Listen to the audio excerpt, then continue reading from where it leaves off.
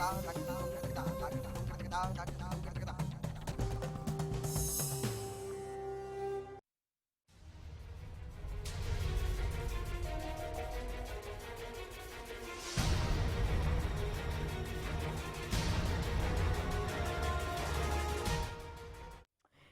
स्वागत है आपका विशेष में। आपके साथ मैं हूं रेणु कैलाश। आपने पुलिस की बर्बरता देखी होगी, पुलिस को बिकते देखा होगा, पुलिस का खौफ भी जरूर देखा होगा, लेकिन क्या आपने वर्दी में गुंडों को देखा है जो खाकी का खौफ या यूं कहें कि रौब दिखाकर उगाही करते थे?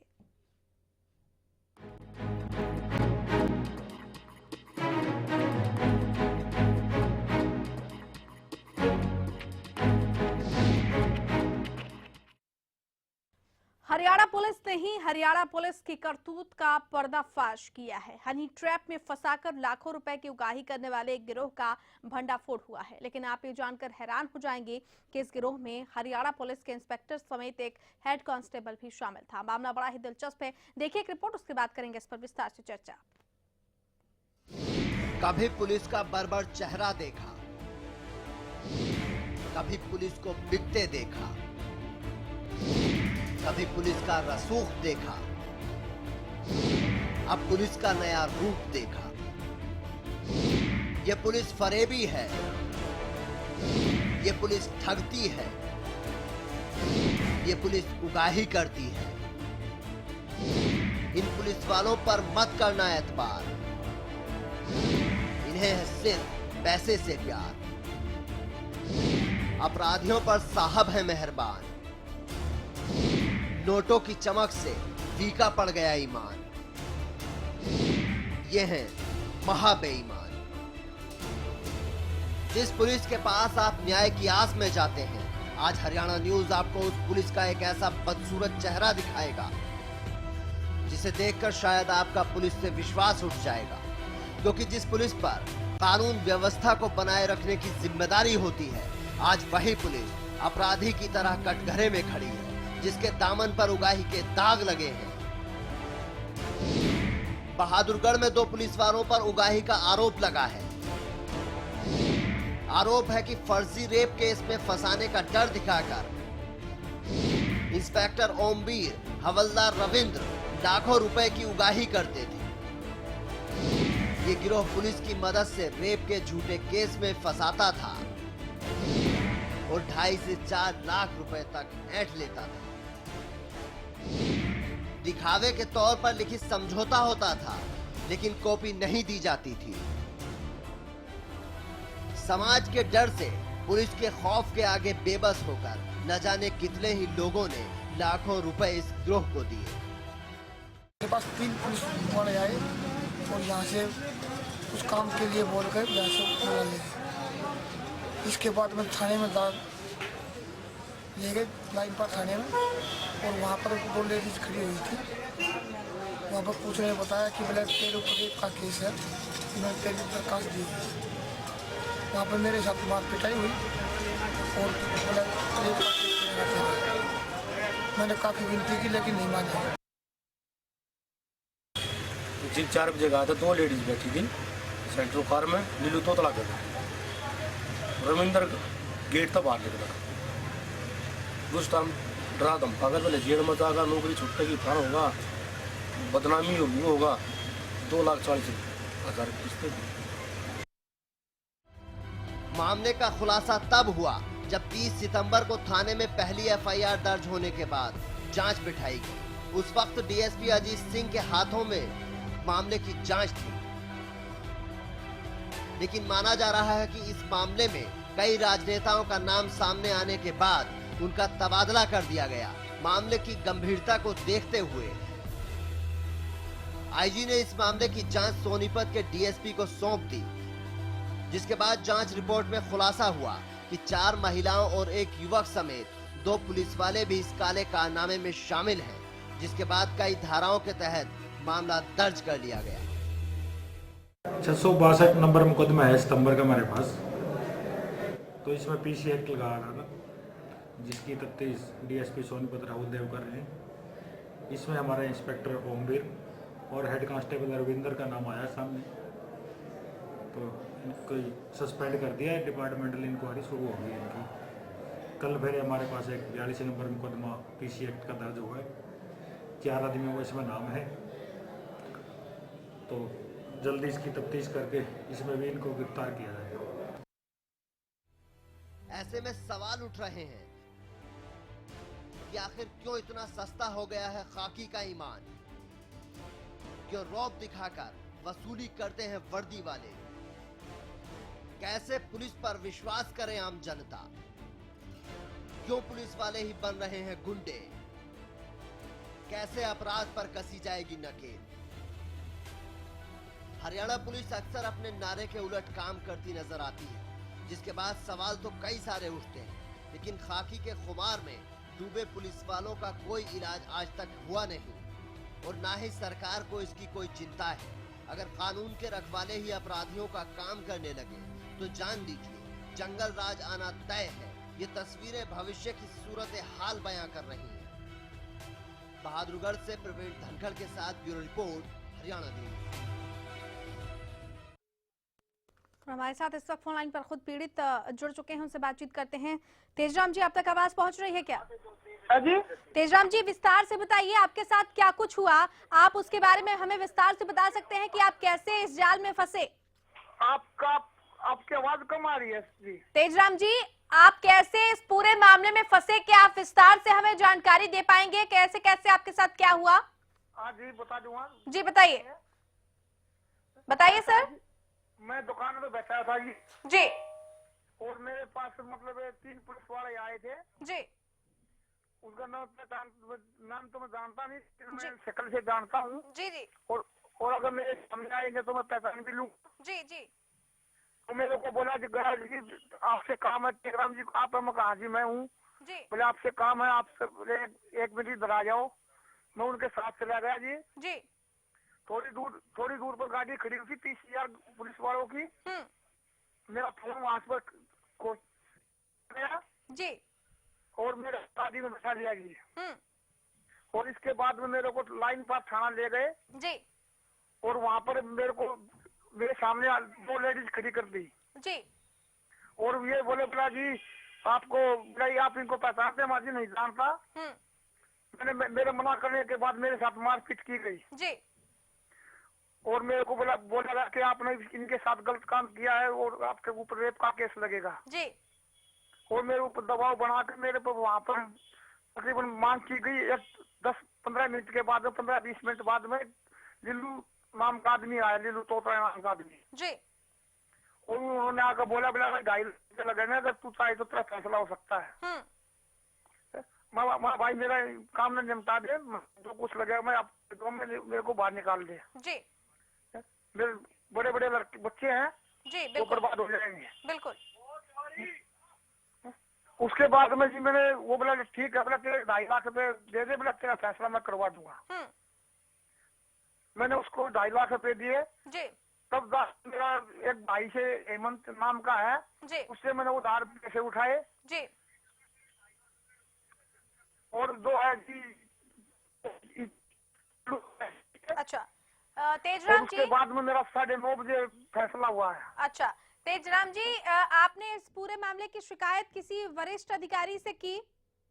हाँ जी, मेरे पास मेरे 1 महीने बाद में केस होने के बाद में मेरे को एसपी SHO साहब ने बुलाया था जी। बलजीत सिंह ने लाइन पर थाना में जी। उनको मैंने शिकायत दी थी। अच्छा फिर क्या हुआ, उस पर कोई कार्रवाई हुई? हाँ जी, उसके वही कार्रवाई हुई जी। और 2 है वो 1 महीने बाद DSP अजीत सिंह ने बुलाया जी। उन्होंने मेरे से पूछताछ की और उन्होंने बोला कि हम कार्रवाई करेंगे, तू तो नहीं पड़ेगा हमारी। अच्छा, बिल्कुल नहीं पलटूंगा। तेजराम जी, जो कार्रवाई अब हो रही है क्या आप उससे संतुष्ट हैं? हाँ जी, अब मैं बिल्कुल संतुष्ट हूँ जी। और इसी कार्रवाई होनी भी चाहिए जी। जी। अच्छा, जिन 2 महिलाओं का सहारा लिया गया तेजराम जी, क्या आप उनको पहले से जानते थे? नहीं जी, बिल्कुल नहीं, मैं किसी को नहीं जानता। अच्छा, फिर सिर्फ लाकर आपके सामने खड़ा कर दिया गया और कहा गया कि आप पर रेप का आरोप इन लोगों ने लगाया है? हाँ जी। अच्छा तेजराम जी, आप फोन लाइन पर बने रहिए, हम आपसे आगे भी बातचीत जारी रखेंगे। एक और शिकायतकर्ता मुकेश हमारे साथ फोन लाइन पर जुड़ चुके हैं। मुकेश जी, आप तक आवाज पहुंच रही है? हाँ, ये पहुंच रही है जी। मुकेश जी, आप विस्तार से बताइए कैसे कैसे क्या घटना हुई? मैंने पहले भी बता चुका हूँ मैं तो। जी, आप एक बार फिर से बताइए। फिर से मैं पहले नाई की दुकान बाहर कटवा रहा था जी। तो वहाँ कोई आदमी आ रखो सर राउत नाम का पहले गुड़गा भटको गाड़ी चलाया करता। तो गाड़ी बनवाना क्या मैंने कटिंग करवानी थी, गाड़ी भी बनवा दी जी।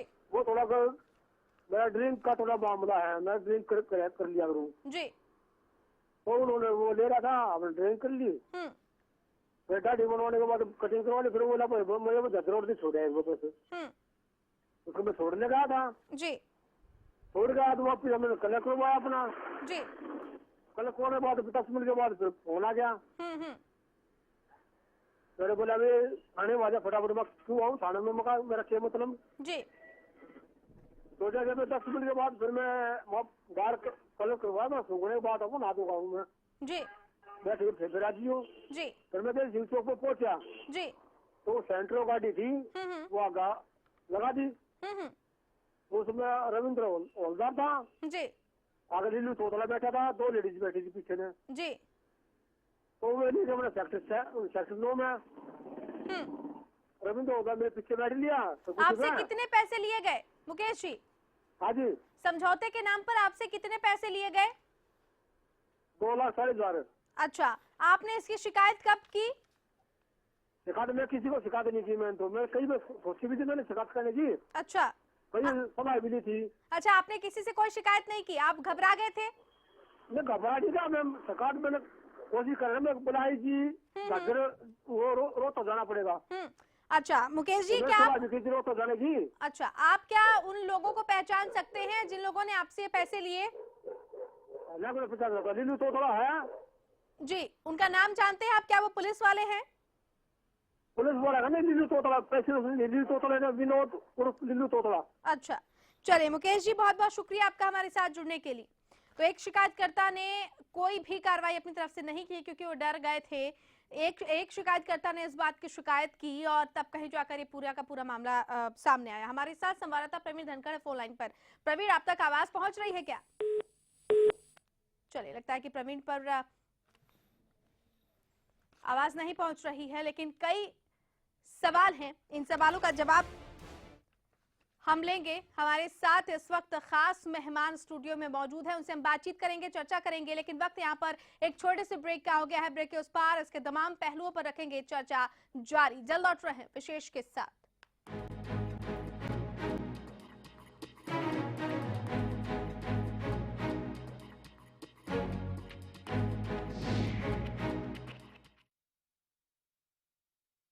हरियाणा फ्रेश शुद्ध घी का नाम बड़ा, शुद्धता की कसौटी पर खरा, घर के घी जैसा स्वाद मन भाए, जो भी खाए तंदुरुस्ती पाए। हरियाणा फ्रेश एगबाग शुद्ध घी, स्वाद घर के घी जैसा। हरियाणा फ्रेश शुद्ध घी। सरकारी नौकरी मिलती नहीं या आप लेते नहीं, बेरोजगार रहने के 2 कारण हैं। या तो आप कोशिश नहीं कर रहे या आपकी दिशा गलत है। सरकारी नौकरी कैसे पाई जा सकती है, देखिए हमारा खास कार्यक्रम कैसे पाएं सरकारी नौकरी, हर रोज दोपहर 2:30 बजे।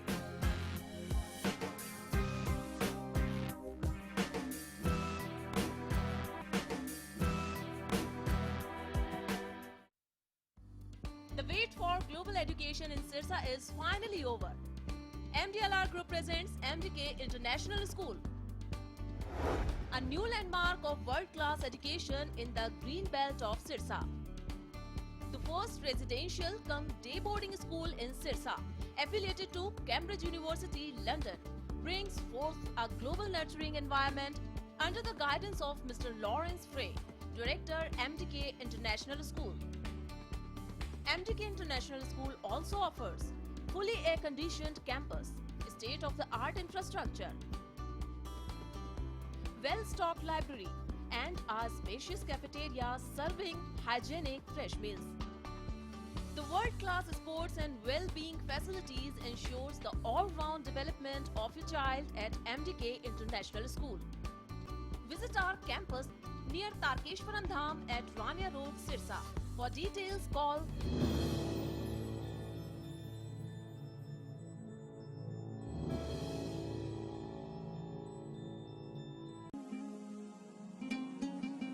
बस अब और नहीं। गुरबाज एग्रीकल्चर वर्क्स पेश करते हैं भारत सरकार द्वारा मान्यता प्राप्त प्रचलित रीपरों के मुकाबले ज्यादा चलने वाला, समय और डीजल की बचत वाला गुरबाज स्ट्रॉ रीपर।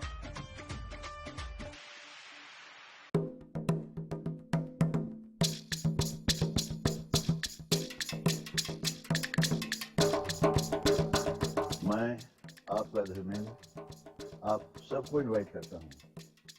आइए देखिए सूरजकुंड मेले के रंग मेरे संग।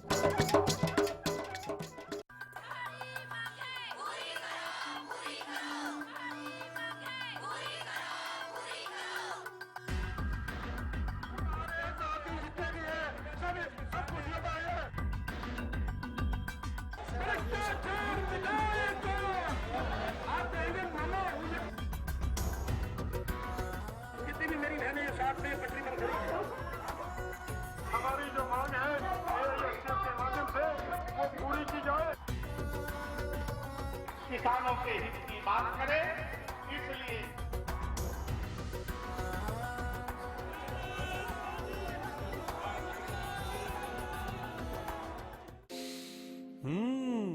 वो कौन है जो खुशबू लाता है, स्वाद बढ़ाए खाने में और सेहत बनाता है। तो बोलो बोलो पापा, मम्मी। खाने को टेस्टी बनाता है लक्ष्य शुद्ध देशी घी, खुशबू और स्वाद में हिट, सेहत को रखे फिट। लक्ष्य शुद्ध देशी घी, स्वाद और सेहत की बात शुद्धता के साथ।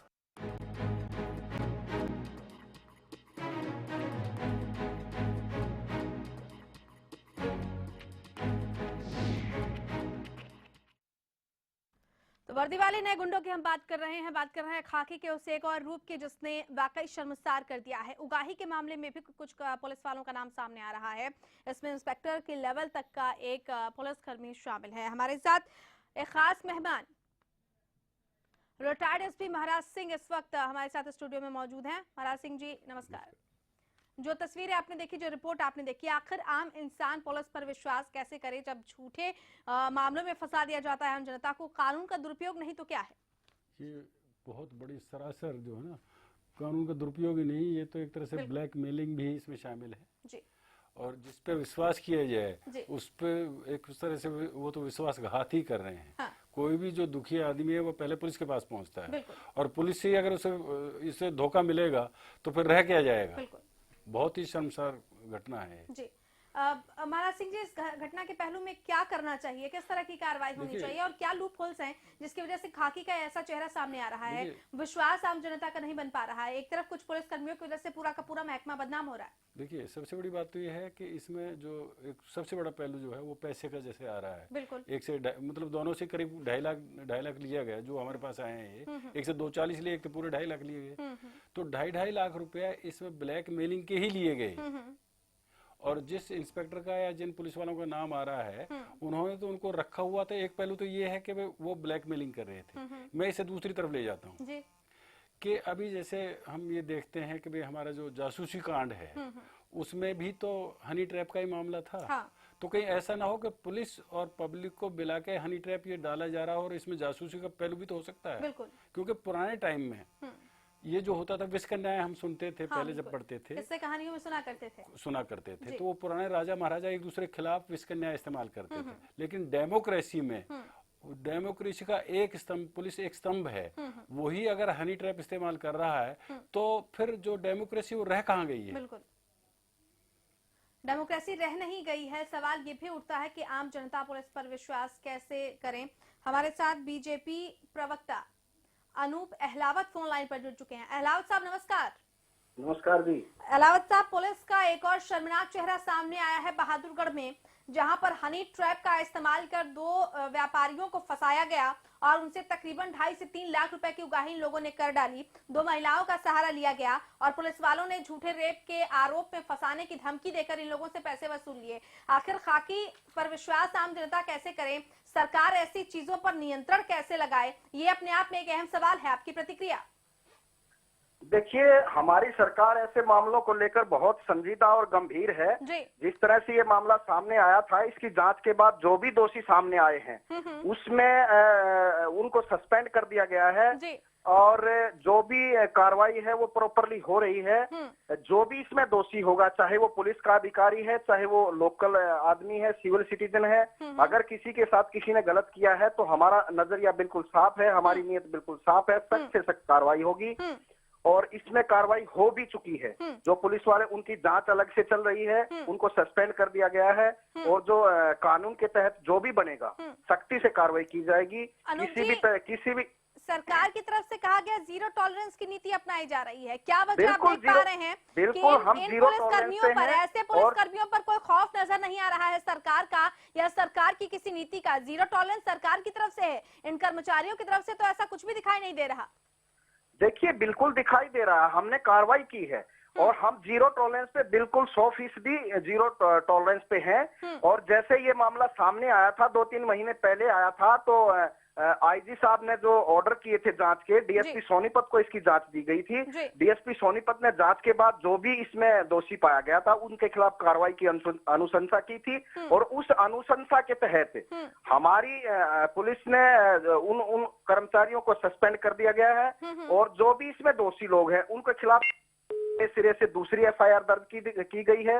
उनको पकड़ने के लिए पुलिस प्रयासरत है और बिल्कुल हम 100% जीरो टॉलरेंस पे, चाहे वो व्यापारी हो, चाहे आम नागरिक हो, चाहे कर्मचारी हो, हम हर आदमी को 100% सुरक्षा देने के लिए प्रतिबद्ध हैं और हमारी सरकार इस तरह के किसी भी व्यक्ति को जो समाज में किसी भी तरह की कोई भी गड़बड़ी कर रहा है उसके बिल्कुल साथ नहीं है। चले, बहुत शुक्रिया अनूप अहलावत जी आपका हमारे साथ जुड़ने के लिए। महाराज सिंह जी, मेरा आखिरी सवाल आपसे होगा, किस तरीके से आम जनता में पुलिस का विश्वास बना रहे, क्या कार्रवाई इस मामले हो ताकि एक नजीर बन सके? मैं इसमें एक चीज और जोड़ना चाहूंगा। बिल्कुल कि जो बहुत हीनियस क्राइम होते हैं, जिसमें रेप भी एक हीनियस क्राइम में शामिल है, उसकी जैसे ही केस रजिस्टर होता है उसकी स्पेशल रिपोर्ट सीनियर अफसरों को जाती है और कोई राजपत्रित अधिकारी उसकी एक तरह से वेरिफिकेशन करता है।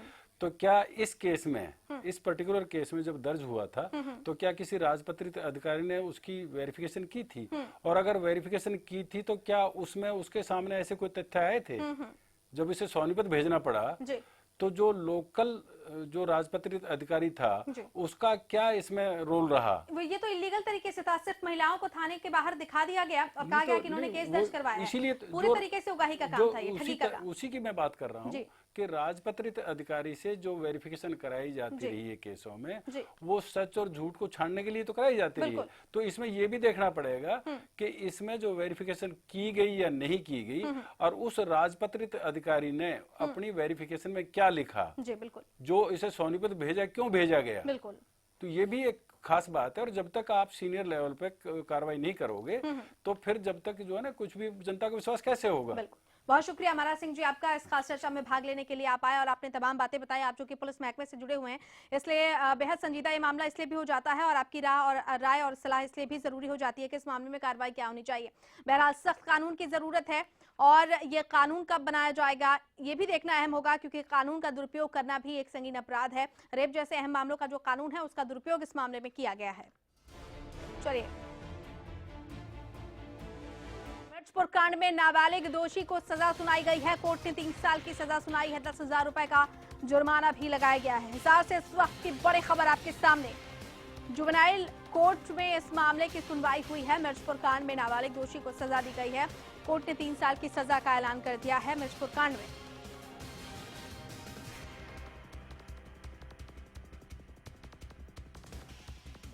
बड़ी खबर इस वक्त हिसार से सामने आ रही है, जहां मिर्चपुर कांड में नाबालिग दोषी को सजा दी गई है। जुवेनाइल कोर्ट में इस मामले की सुनवाई हुई और कोर्ट ने 3 साल की सजा का ऐलान कर दिया है।